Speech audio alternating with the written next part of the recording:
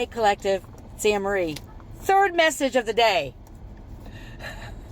The first one, the sound cut out because I played my radio in the background for not even 2 seconds. The second message I was just giving, the phone froze. And so now I am switching the angle of the phone so you can see my turkey neck. Because I don't care. Because I already know people talk about it. I don't give a shit.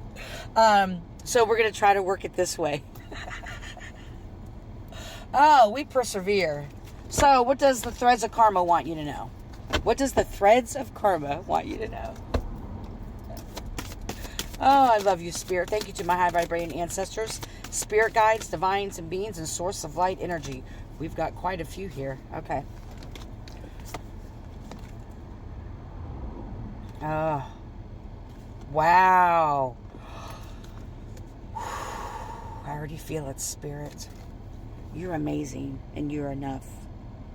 And you're lovable, and you're worthy. Release inner criticism. Silence the inner critic. Speak to yourself with kindness, and watch your confidence soar. So there's this book on one side of it right here. I am not enough, I'm not enough, I'm not enough. And then it's like failure, loser, runner, failure, not enough, right? But on this side, it's a blank page. A lot of you may have started to become more aware of how you speak to yourself. This is a huge calling for you to really hone in on even what you're thinking. Some of you may believe that, well, I'm not speaking it out, so I'm not speaking it into existence. When in fact, even when you're thinking it in your mind, oh, I'm so stupid, or how can I not figure this out? That's also part of this. And this is attached to some type of emotional dependence you may have on people, places, or things.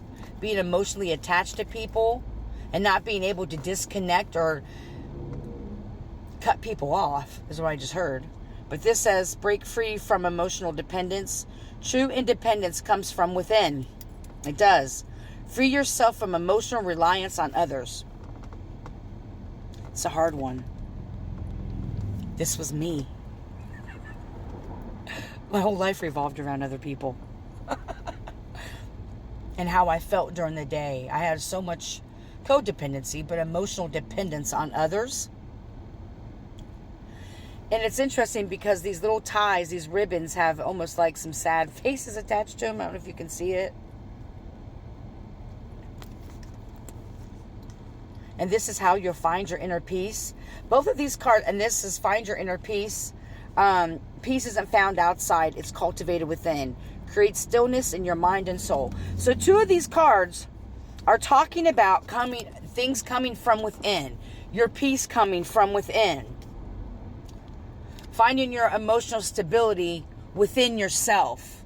Not relying on others to make you feel happy. To make you feel loved.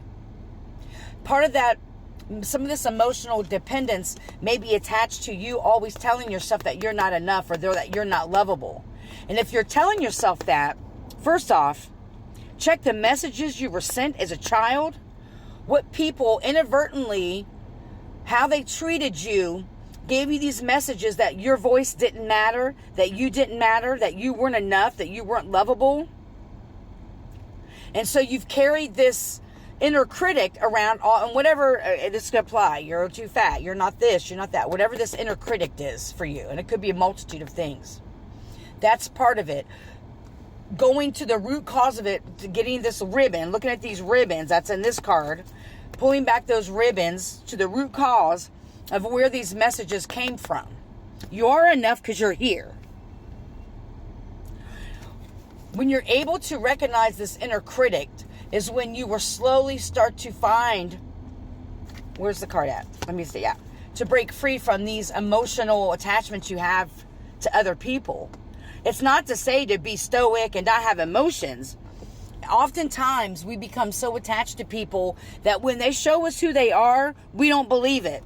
We have these emotional connections to people, and usually it's a trauma bond. Or we've known someone so long that we keep them strung around us and they're actually suffocating us. And this is why we are constantly seeking things outside of us to feel at peace, to feel loved, to feel cared for, to feel cherished. Spirit is telling me that it is time for you to truly recognize how powerful you are, and that you are enough, and that you are lovable, and that you are worthy. However, seeking things outside of yourself to fill those void is over. Seeking validation from others, seeking love and acceptance from others, those things only come when we find it within ourselves first. It took me 3-4 years to do this. It was so enmeshed in my life. And of course, what happens on the other side of it, then they'll call you selfish when you're able to truly love yourself. But those who have done the work understand there is such a peace and freedom that comes with truly finding worth within yourself, not seeking anybody outside of you to validate you, or to tell you that you're worthy, or to tell you that you're right, or to tell you that you're not crazy. You don't need any of those things to become worthy and lovable. You don't need those outside things. When we become all those things for ourselves, whatever it is for you, whatever it is, it can be any type of thing. When we become all those things for ourselves, I talk about this all the time, our own friend, our own boyfriend, our own girlfriend, husband, wife, lover, sister, our own protector, our own provider, our own lover. When we become all those things for ourselves, and it takes time. It's going to start with looking at your critic, though, the inner critic that you have. What are the messages that you're telling yourself that keep you stuck in these cycles where you're seeking love or affection or acceptance outside of yourself? Yes, Spirit. If you were raised by parents or caregivers, or raised in a home, or as a child, this is what you saw, you may not realize the message you got. Let's say you were triangulated in your family, or that your parents were emotionally unavailable for you. You didn't learn how to regulate your emotions. If you had parents that were, dysregulated, and their emotions were all over the place, so they couldn't show up for you. These are just some examples.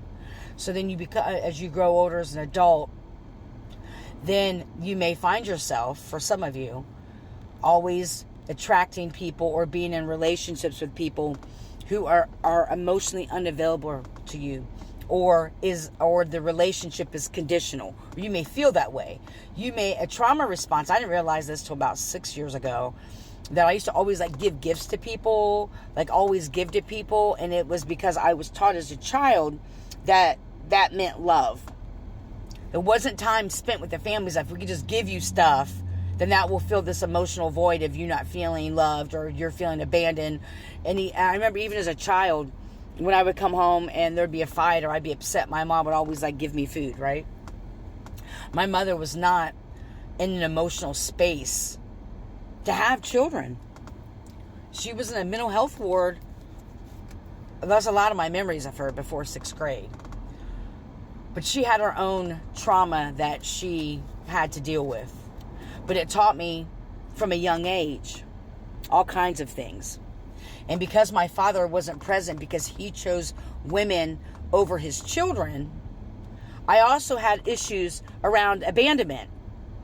And so I would always be in relationships with men that would abandon me, that mirrored the energy of my father, and that I always felt I had to prove myself. That giving gifts or, giving up on myself for the sake of others meant that I loved them and that they would love me back. I know that's kind of all over the place, but these are just some examples of how it can show up in our adult life, and how we recreate these same bonds and cycles that we had from our caregivers, or what we witnessed as children. And we're almost out of time. So please take a look at these ribbons around your heart, this inner critic that keeps you stuck, and these emotional ties. It's time to break free from these emotional dependencies that you have on people, places, and things, and start to truly love yourself, because you are so worthy and you are so beautiful and amazing. I hope you're healthy and happy and full of joy. I truly, truly do. May you love and be loved. Heal. Don't harm. Have an amazing rest of the day.